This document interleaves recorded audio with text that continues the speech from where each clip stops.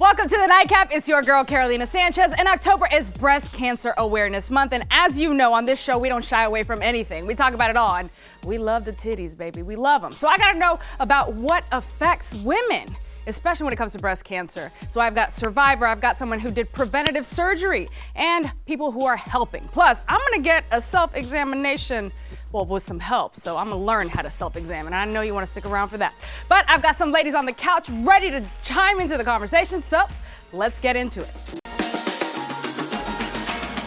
Yeah, what's up for a nightcap? Chill, you know, kick back. All right, let's get into it with the ladies who know a thing or two about breast cancer, whether they're survivors or fighting the good fight and being a warrior and a champion. We've got Lindsay Livingston. She is a breast cancer survivor and behind Survive Her. So we got to dive into that because you know a thing or two for sure. And we have Chris Noble. She is the Friends Raiser at the Rose, which is all about helping women with breast cancer and men too, maybe? Yes, and men too. All right, so Lindsay, give us your story, boo. So in July 2019, while working a very busy media career in New York City, I was in the shower conducting a self-breast exam and I felt a lump in my right breast. And I was 37 at the time, so nothing about mammogram was on my radar. So was this normal for you to like actually self-examine in the shower? Absolutely, as it should be for all women, you know, even in teenage women, to just do those self-breast exams to really fill them up and love on your tatas. Would you do that like every shower? Like when did you? So the best time to conduct a self-breast exam is typically before your menstrual cycle, right? So 2 weeks prior, when your breasts are not too tender or sore, so that you can really. And you knew this before? I knew this. I knew about self-breast exams, so I knew that I mean, much. I know about them too, but like, I just wait for the women's wellness, but I probably shouldn't do that. But I felt the lump was like screaming at me, so I could not have missed it. Right, in this one particular shower experience. Okay. So I scheduled a well woman exam, and it was during that well woman exam when my doctor ordered my very first mammogram at the age of 37. And I had a 3D mammogram, breast ultrasound, and a biopsy confirmed that the mass was cancerous. And I was diagnosed with triple negative stage 2B breast cancer, which is the most aggressive subtype that affects Black women at a higher rate. Holy. Right, and everything just came to a screeching halt. Right, because I mean, you always think worst case scenario. Well, who thinks that breast cancer would impact them? Right. Or that they would be diagnosed, right? And at that time of diagnoses, I was not aware of any family history. So you telling me you found out about family history after the fact? So after the fact. So fast forward, relocated from New York back home to Houston, started treatment, 15 rounds of chemotherapy was the initial plan, radiation, lumpectomy, radiation.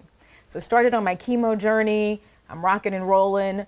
Right before my 5th round, a cousin on my dad's side of the family reached out to me and said, this runs on the paternal side of our family, you need to get a genetic test. So I got a genetic test and I was positive for the BRCA1 gene mutation. What? Which puts women at higher risk for breast and ovarian cancers. So that changed everything with my treatment plan. So after I rang the bell, after chemotherapy, I had a double mastectomy, a bilateral breast mastectomy to remove the breast tissue, breast reconstruction to replace it with implants. Months later, I had my ovaries and fallopian tubes removed to reduce my risk of ovarian cancer, all within a span of 15 months, all under the age of 40. Wow. So boom. I'm a true survivor. A true survivor, and why you launched Survive Her. Before we dive into Survive Her, I do want to bring Chris into this conversation. So we were talking, you are not a breast cancer survivor, but you are a warrior for the people who are going through the fight, who survive. And why is it so important to be on the side of the Rose or on the side of the women who are going through this? It's a long story, but I'll make it as short as I can. Hit me. 21-year-old Chris Noble, right out of the University of Houston, had her first teaching job. And I taught in all Black schools in HISD, 4 different Black schools. And my first mentors were seasoned Black teachers. Okay. Everybody remembers their mentors. Yeah. And these were the women that helped me. Fast forward to having my own business for 25 years, closing that, losing my husband, retiring for 6 weeks. I went to work at the Rose, but there was no job opening for me. Dorothy Gibbons, the CEO, said, come to work, we'll figure it out. 2 months later, I said, I know what we need. We need an initiative in the Black community because those ladies were tapping me on the shoulder saying, you know us, help us. And so that's when I went to Dorothy and said, we need it. We need an initiative in the Black community, because I know from my business experience that you do business with people you know and you like. They didn't know us. Right. And so now they know us, don't they? Oh, they know know us. us. Oh, yeah? 'Cause I'm everywhere. She is. This is the end of my 11th year, and I am everywhere. Almost every month. June and July are a little slow because people are on vacation, but all the other times I'm out talking at churches and businesses and health fairs and wherever anyone will. I'm going to speak at a book club next month, just anywhere where I can gather a couple of women to tell these stories to, because you can survive her. So There she is. what does the Rose offer? The Rose provides mammograms to both insured and uninsured women. And our mission is that no uninsured woman die needlessly of breast cancer just because she doesn't have that insurance.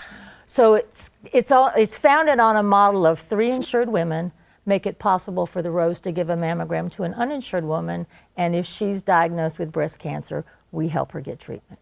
Wow. So, and we're a 37-year-old nonprofit, been doing that all the time. Almost every year we do about 40,000 mammograms, a few men, and diagnose close to 400 women or men every year.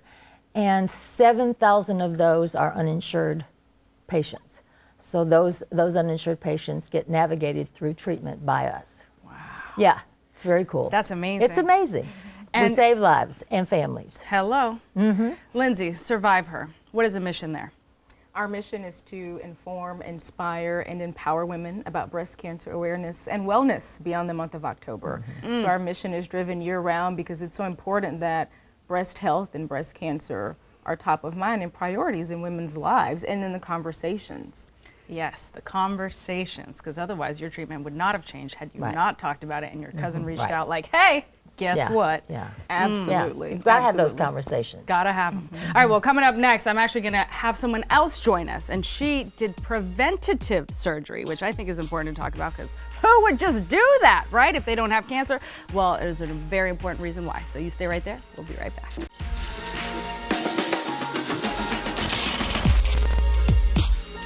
Welcome back to the Nightcap. It's October, baby. It's not just my birthday month. It is also Breast Cancer Awareness Month, and it's a conversation all of us ladies need to have. And I have Chris Noble here behind the Rose. We've got Lindsay Livingston behind Survive Her. And joining us is Michelle Smith, who did some preventative surgery. All right, talk to me, baby. You got a double mastectomy. I did.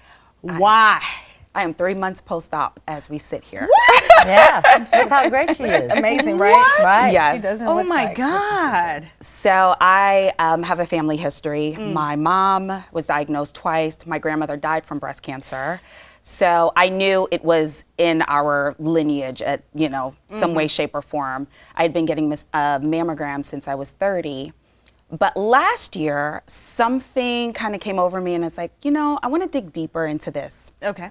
I'm also a mom. So I think things change when you have kids. You look at things very differently and you just don't brush them off. Right. And this last mammogram, they sent me for the ultrasound. And the doctor said, you have the densest breast in America. And the way that I describe it to everyone is, think about having a white sheet of paper buried in snow. So you can't see anything behind that, right? There's nothing that would stand out. So if there was something brewing in there, I wouldn't know because they couldn't see it. They sent me for an MRI and they had to put the dye in just to get like great images of my breast. And thankfully everything came back negative. But something was still stewing in me that I needed to just push more, advocate more. And I went to see the gene doctor. And I told her everything, my history. And one of the questions that she asked me that I think it's important for everyone to know is, if your parents are still alive, get their medical records. So I was able to obtain my mom's medical records, which helped in diagnosing if I had the gene or not, which I didn't. Wow. I did not have the gene. Okay, you keep giving me reasons as to why you wouldn't get a double mastectomy. So why I wouldn't? Yeah, because you said there was nothing there, and nothing came no up. Gene. But my mom got it out of nowhere.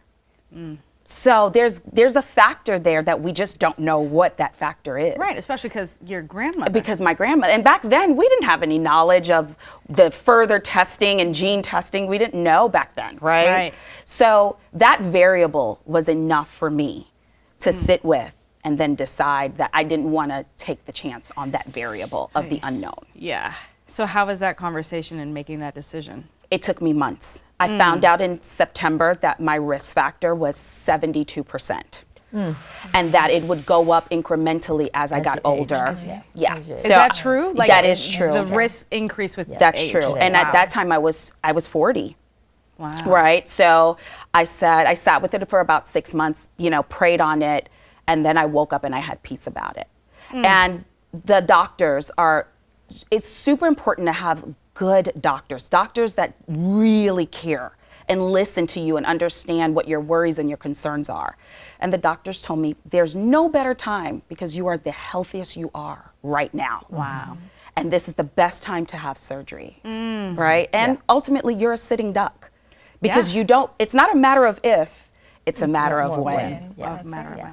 I mean, but it goes back to what Lindsay was talking about earlier, is those conversations, having those conversations. And hopefully you can have them with family. Hopefully you can get medical records, but otherwise, hopefully you have someone you can turn to like the Rose or Survivor for more info. And I want to just piggyback on something that Michelle just said. My family, we weren't well, at least on my paternal side, we weren't having the conversations, but I'm the 14th female Livingston to have been diagnosed with breast cancer. And so it was. And you found this out after I was diagnosed. So it's so important that you are talking to your family. families and getting those medical records and exchanging information. So now we're developing a family tree and tracking. And let me say this also. Ignorance is not bliss for me. Oh, no. Okay, I want to know. And because I did it in advance and I wasn't diagnosed, I was able to get what I want. I had options, right? So a few things. When you're diagnosed, oftentimes they take out your lymph nodes because it can spread, right? And so they want to get all the places that it can hide and spread in. So I didn't have to do a lumpectomy. I didn't have to do that, which is very painful to recover from. I was able to spare my nipples. Me too. I have my nipples. Oh, we gonna talk about nipples. No, hold on. We're gonna talk about. We have the original OG nipples. Hold up. We're gonna talk about this, ladies. All right. I do want to talk about the nipple factor here, and I do want to talk about sexuality and even more. And plus, I gotta get the breast exam too. So. We're cheering you on. All right. So we'll be right back. You stay right there.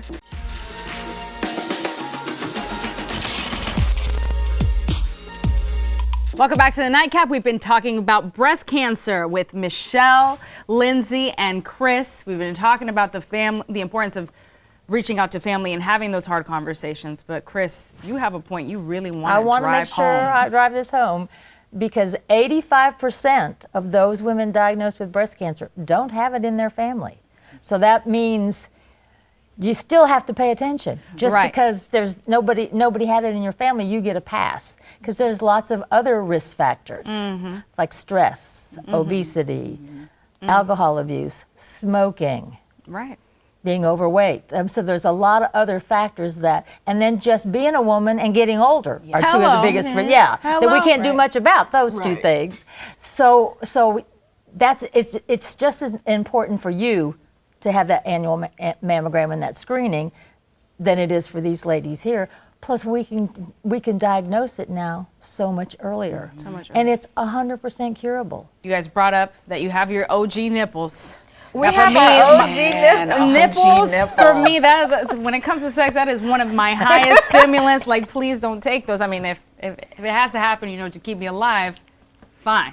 Can I speak to that? Talk to me. There you go. There you go. One of the first things they tell you are the side effects of having a double mastectomy. And one of them is they're removing your tissue, which has nerve endings, and all those things are connected. And so you will lose feeling. Now, do nerves grow back? Sure. Do they take 1,000 dinosaur years? Absolutely. But for me, when I'm using logic, would I prefer numbless boobs or cancer going through chemo? Hello. I'll take the numbless boobs because other body parts still work just fine. That's fine. You see that just There you go. fine? Just fine. Smile. Okay, absolutely. Yeah. So yes, Absolutely. I have no feeling in my breasts. Yeah. But you have your original. And is that normal these days to keep your nipples, or is it like, oh my goodness, So it you're depends. fortunate and you can have it? So it depends. For example, my mass was located underneath, so my surgeon was able to do what's called like an anchor style. So there's a scar right underneath, so it looks like an anchor with a line down the middle. And she basically, if you think about a balloon, she deflated it, removed all the tissue, and then placed my plastic surgeon placed a tissue expander later than an implant. But the location of the mass was really strategic in how she was able to perform the surgery. But if your mass is, let's say here, you may not be able to spare your So it skin really or your depends nipple. on- It just Depends depends where it on is. the location. Yeah. Wow. All right, and you have an event coming up on October 5th. I do. So I'm really excited because the Rose is one of our beneficiaries. Survive Her works to raise money for women who are underserved and uninsured. So we are hosting the 3rd annual Survivor Soiree, Momentum for Mammograms. There you It's go. October 5th, Thursday, October 5th at 6:30 at BMW Momentum. Get that? For driving momentum for mammograms. And one of our beneficiaries is the Rose. We have partnered with the Rose since our inception in October 2020. So the more money we can raise, the more people come out to our soiree, the more we can, pay for women to get those critical life-saving exams. Right, and which you say curable. Like, come on, 100%, let's baby. save them. Let's That's save right. them. Thank you so much, ladies, for coming on and Thank sharing you your for having stories. us. Thank you for having I us. gotta go You get ready? an exam now. And you'll you be know just what? fine. And we're going to find out, and it's going to be okay. That's the good news. It's going to be okay. That's right. Because you have information. And Information is information is power. the new currency. Hello. Is the new currency. And I health- like that. And your health is I your like wealth. that. Yeah. Health is wealth. Yeah. Health is wealth, and information is the new currency. All like right, you it. stay right there, because coming up next, these breastises are getting an exam. We'll be right back.